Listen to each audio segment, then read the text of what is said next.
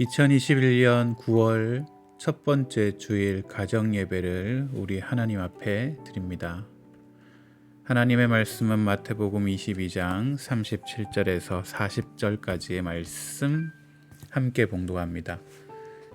예수께서 이르시되 내 마음을 다하고 목숨을 다하고 뜻을 다하여 주 너의 하나님을 사랑하라 하셨으니 이것이 크고 첫째 되는 계명이요 둘째도 그와 같으니 내 이웃을 내 자신과 같이 사랑하라 하셨으니 이 두 계명이 온 율법과 선지자의 강령이니라. 아멘. 오늘은 소요리 문답 41번째 시간 십계명의 강령이라는 제목으로 함께 말씀을 나눕니다. 소요리 문답 41번째 질문은 이렇게 시작합니다. 도덕법은 어디에 요약되어 있습니까? 대답: 도덕법은 십계명에 요약되어 있습니다. 42번 질문은 십계명의 요점은 무엇입니까? 십계명의 요점은 우리의 마음을 다하고 성품을 다하고 힘을 다하고 뜻을 다하여 우리 주 하나님을 사랑하고 또 우리의 이웃을 우리 몸과 같이 사랑하라는 것입니다. 도덕법이 요약되고 기록되어져 있는 곳을 십계명이라고 하고요. 그 십계명의 요점이라기보다 함축된 엑기스라고 하자면 오늘 소요리 문답에서는 마음을 다하고 성품을 다하고 힘을 다하고 뜻을 다해서 하나님을 사랑하고 또 이웃을 우리 몸과 같이 사랑하는 것, 그것이 십계명의 핵심적 요점이라고 이야기하고 있습니다. 십계명은 도덕법입니다. 무슨 말이에요?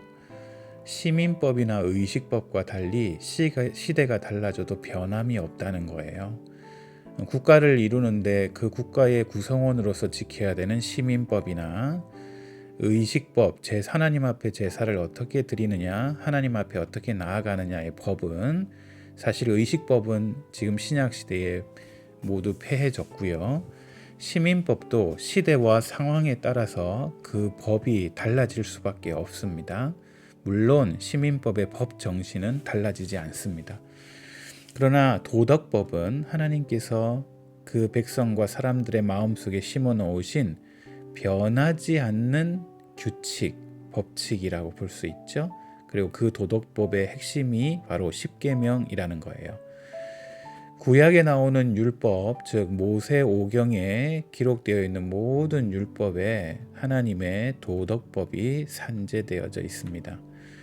그런데 이 구약에 나오는 율법을 바벨로니아 탈무드 마코트 편에 랍비 심나이라는 사람이 모세의 율법을 613가지로 분류했습니다. 뭐뭐 하지 말라라는 계명이 365가지, 뭐뭐 하라라는 법이 248가지, 도덕법, 의식법, 시민법이 모두 포함되어 있는 법이라고 할 수가 있겠죠. 그런데 이 십계명은요, 특히 이 도덕법을 요약한 것이 바로 이 십계명이라는 거예요. 다시 말해서 십계명은 구시대의 유물이 아니라 오늘 내가 지켜야 하는 현행법으로 잘 받아들여야 된다는 사실을 알려주는 거예요. 십계명은 하나님의 영원한 도덕법으로서 하나님의 영원한 성품을 알려주시고 신자들에게 풍성한 성령의 열매를 안겨줍니다. 십계명 안에 하나님의 성품이 묻어 있고요.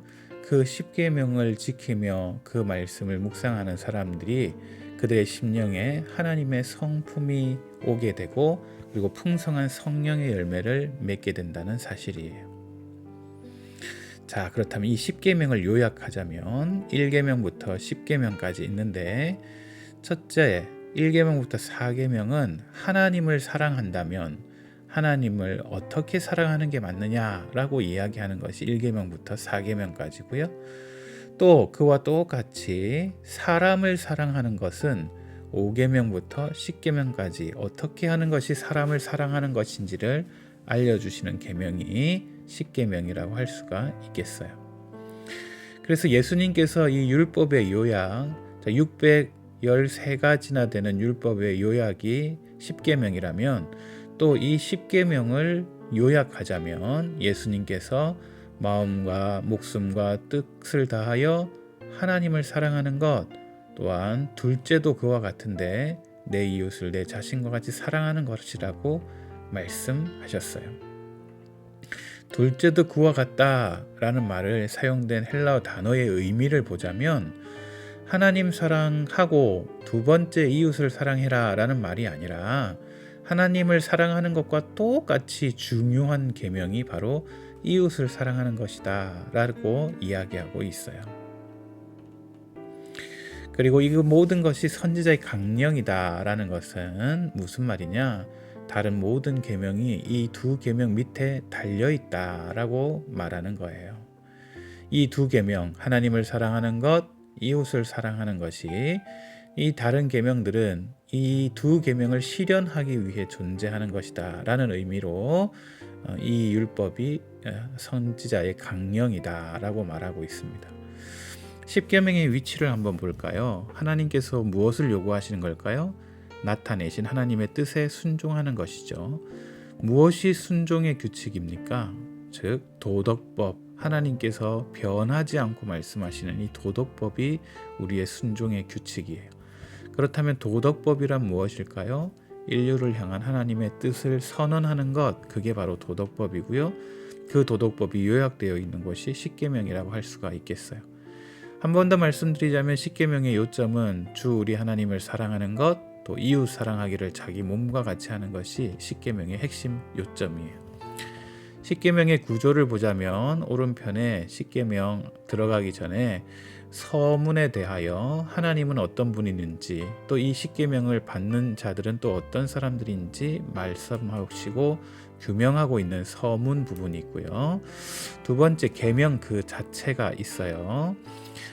예를 들면 제3은 너는 내 하나님 여호와의 이름을 망령되이 부르지 말라.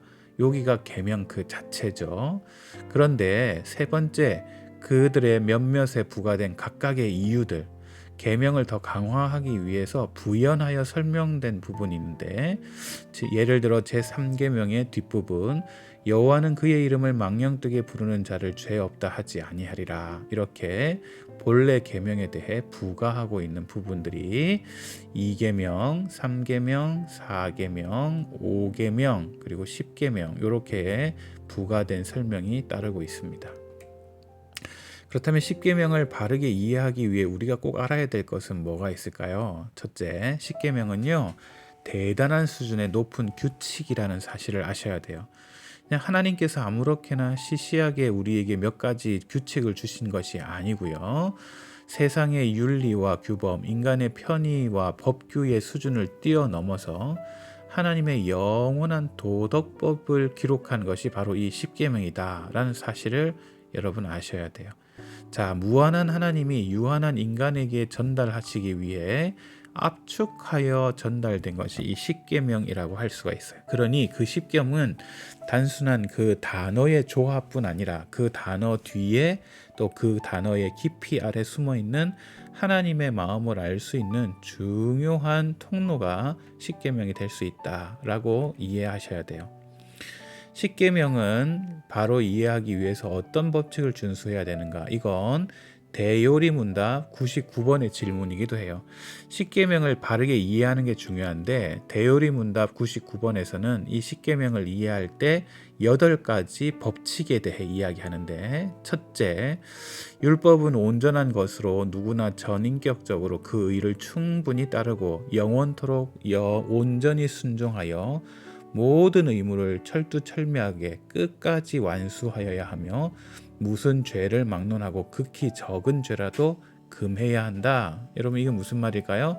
온전한 순종을 이야기하는 거죠. 순종에 있어서 하나님께서 율법을 온전히 주셨듯 듣고 순종하는 자들 또한 온전하게 순종해야 된다라는 말씀이 중요한 십계명의 해석의 규칙이에요. 두 번째 규칙은 율법은 신령한 말과 행실과 태도만 아니라 이해와 의지와 감정과 기타 영혼의 영역에 미친다. 십계명을 이해해서 오해한 자들이 바로 바리새인들이에요. 문구에 있는 글자만 지키면 된다고 생각해요. 그런데 십계명은 행동에만 머무르는 것이 아니라 이해와 의지와 감정과 영혼의 영역까지 십계명을 지켜야 그 계명을 잘 지키는 것이라고 할 수가 있어요. 착각하시면 안 돼요. 세 번째, 여러 가지 점에서 꼭 같은 것이 몇 계명 중에 명해졌거나 금지되기도 한다. 무슨 말이냐? 십계명 1부터 10번째 계명까지 다 다른 것처럼 보이나 중복되고 중첩되는 부분이 여러 부분 있다는 거죠. 예를 들어 살인하지 말라라는 말은 사람의 생명을 빼앗지 말라라는 의미이기도 해서 도둑질하지 말라라는 의미로 저촉되기도 한다는 거죠. 그래서 이런 여러 계명이지만 여러 다른 의미로 똑같이 중첩되는 계명들이 있다라는 이야기를 하고 있는 거예요. 네 번째, 십계명을 바르게 이해하기 위해서 해야 할 의무를 명한 곳에는 그와 반대되는 죄를 금한 것과 어떤 죄를 금한 곳에는 그와 반대되는 의무를 명한 것과 어떤 약속이 부과된 곳에는 그와 반대로 경고가 포함되어 있고 어떤 경고가 부과된 곳에는 그와 반대로 약속이 포함되어 있다. 쉽게 이야기하자면 뭐뭐 하지 말라 그리하면 벌을 받게 될 것이다 라는 말로 끝이지만 이것 안에 포함되어 있는 말은 뭐뭐 하거라 그렇다면 너는 어떤 복을 받을 것이다 라는 이야기가 포함되어 있다는 거예요. 반대로 뭐뭐 하여라 그러면 너에게 이런 복이 있을 거다 라고 말씀하신 계명은 반대로 이렇게 하지 않는다면 너는 이런 저주를 받게 된다 라는 말이 십계명 안에 포함되어 있다는 얘기를 하고 계시는 거예요. 다섯 번째, 십계명을 잘 이해하기 위한 법칙은 하나님께서 금하신 것은 아무 때나 해서는 안 되고 그의 명하신 것은 언제나 우리의 의무이다. 특수한 의무는 언제나 행할 것만은 아니다. 무슨 말이냐? 우리는 상황에 따라 하나님의 율법을 무시하거나 선한 의도가 있다면 하나님의 계명은 어겨도 된다라고 자기 합리화를 하는 경우가 있는데 그런 경우는 있어서는 안 된다라는 이야기를 하고 있는 거죠. 어떠한 핑계 가운데서도 하나님의 도덕법의 상징인 십계명을 어기는 것은 가능한 일이 아니다라는 이야기를 하고 있고요. 또 인간의 연약함과 또 특수성에 비해서 또 공간과 시간의 제약이 있는 인간으로서 연약함으로 인하여 또 일정 부분 지켜지지 않을 수도 있다고 여유를 두기도 합니다.